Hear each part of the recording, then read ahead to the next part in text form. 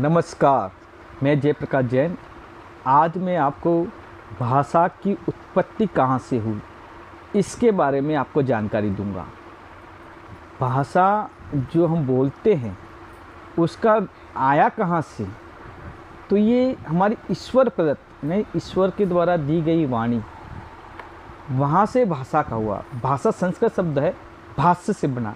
भाष्य यानी बोलना, है ना। तो बोलना कहाँ से है? ईश्वर प्रदत्त हुई वाणी, वो कहलाती है भाषा कहलाती है।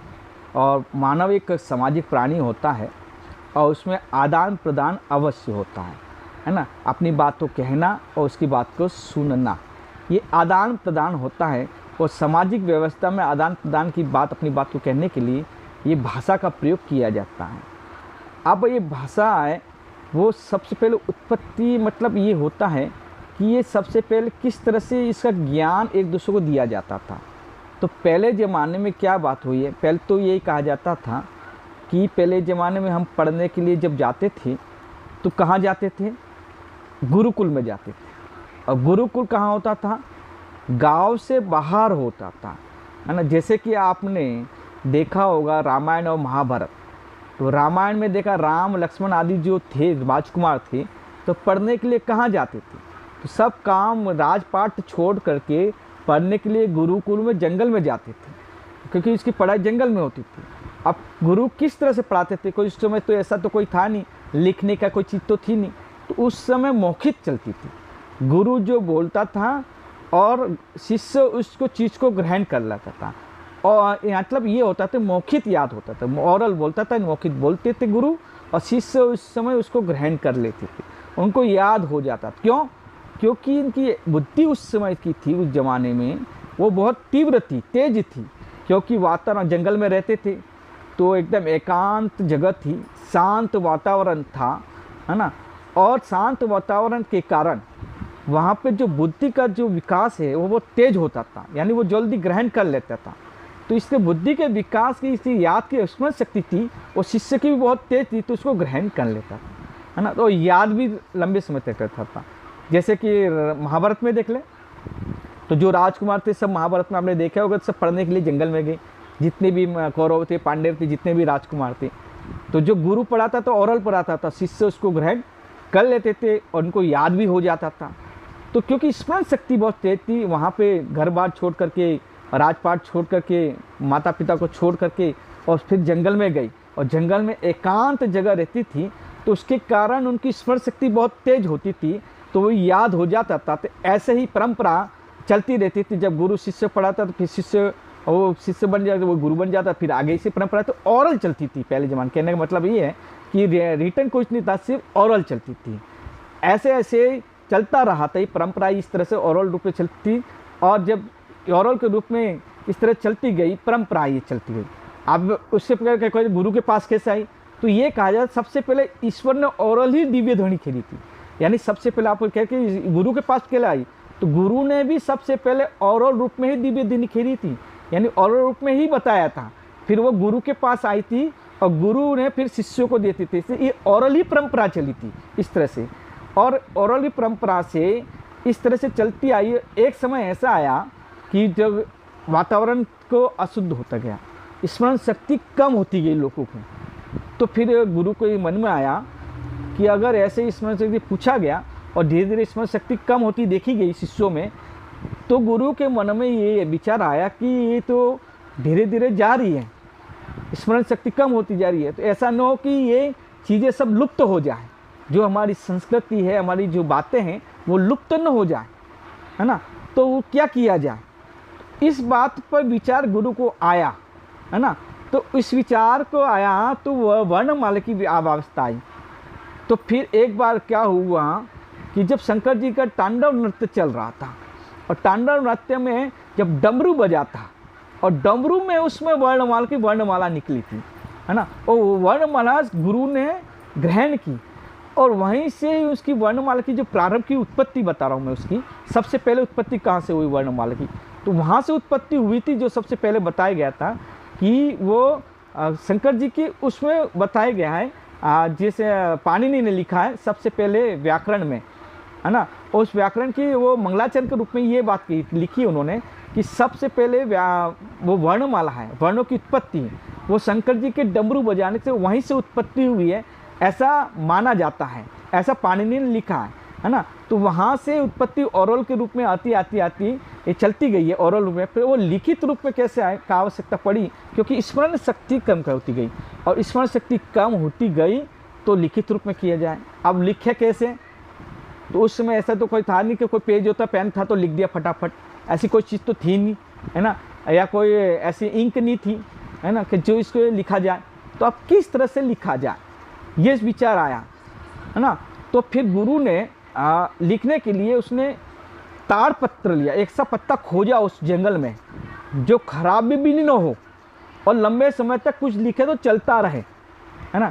इस तरह का एक पत्ता ढूंढा जिसका नाम था ताड़ पत्र, ऐसा पत्ता था, उसने वो ढूंढा और उस पत्ते पर और फिर नुकीली चीज़ ली, क्योंकि ऐसी कोई तो चीज़ नहीं लिखने के लिए ऐसे, तो नुकीली चीज़ से कांटे जैसी, है ना, और कांटे जैसी वो नुकीली चीज़ ले करके और एक एक अक्षर को उन्होंने लिपिबद्ध किया, और सबसे पहले वो लिपिबद्ध वर्णमाला से स्टार्ट किया ना, और लिपिबद्ध यानी उसको लिखा, हर चीज़ को जो उस समय थी उस चीज़ को लिखा उन्होंने।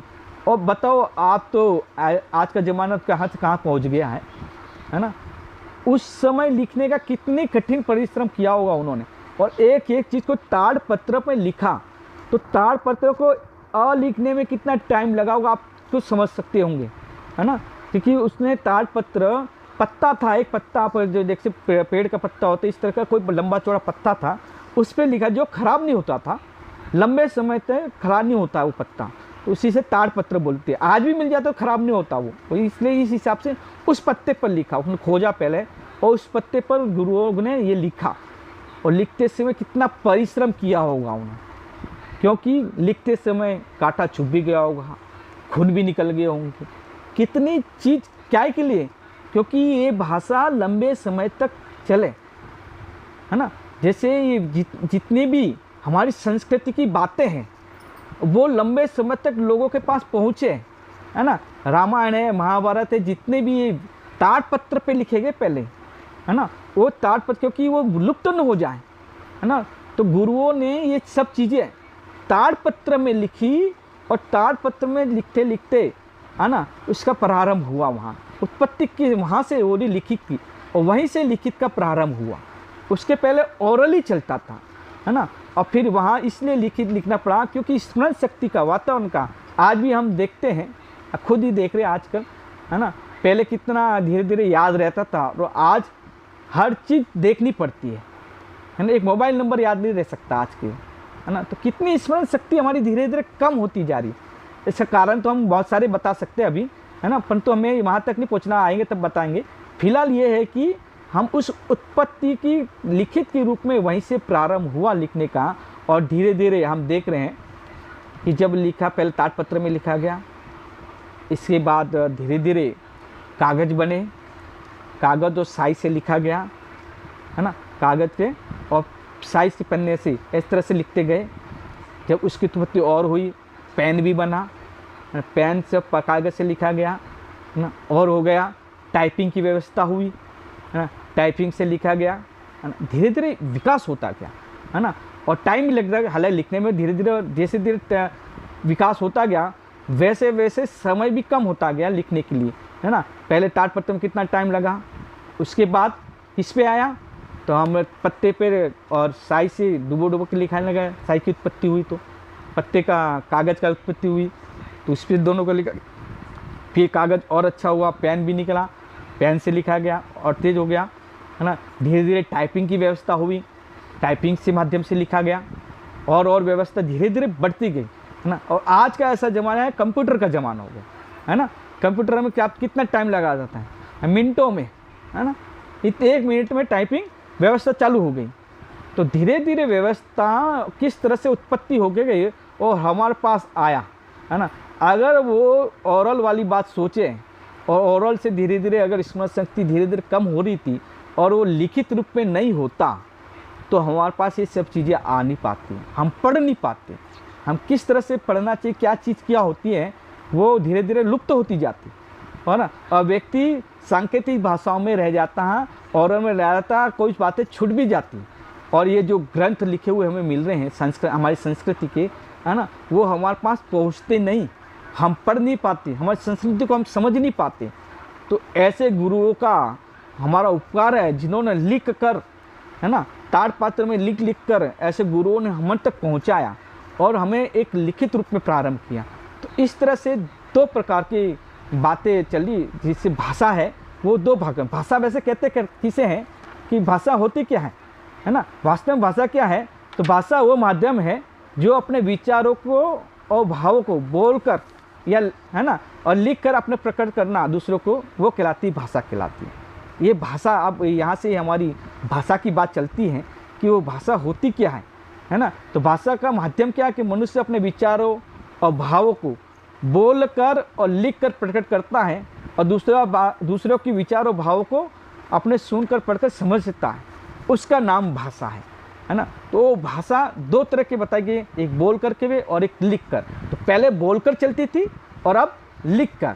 तो दोनों, अब आजकल दोनों बात है ना, कन्वर्सेशन होता है तो ओरल होता है, यानी अब बातचीत होती है आपस में, और जो लिख कर होता है तो रिटर्न हो गई। तो आजकल दोनों तरह की भाषाओं का यूज़ होता है, एक ओरल का और एक रिटर्न का। तो ये दोनों बातें, यानी एक लिखित और मौखिक, इस तरह से दोनों तरह की भाषाओं का आजकल विशेष यूज़ हो रहा है, और इस तरह से हमारे पास यहाँ तक पहुँची थी। तो आज हमारी भाषा की उत्पत्ति वहाँ से लेकर जो ओरल से ईश्वर के द्वारा प्रदत्त जो हमें मिली है, जहाँ वर्णमाला फिर ओरल में चली और लिखित का क्या आवश्यकता पड़ी, है ना, वो वहाँ से लेकर आज तक हम तक आई। इस तरह से हमने ये बात बताई। आज इतना ही, हम आगे और लेकर आएंगे कि हम इस भाषा को कितने भागों में और क्या क्या चीज़ें, वो आगे बढ़ेंगे। और आपको ये वीडियो अच्छी लगी है तो ज़रूर सब्सक्राइब करें, घंटी बजाएं। जय हिंद, जय भारत।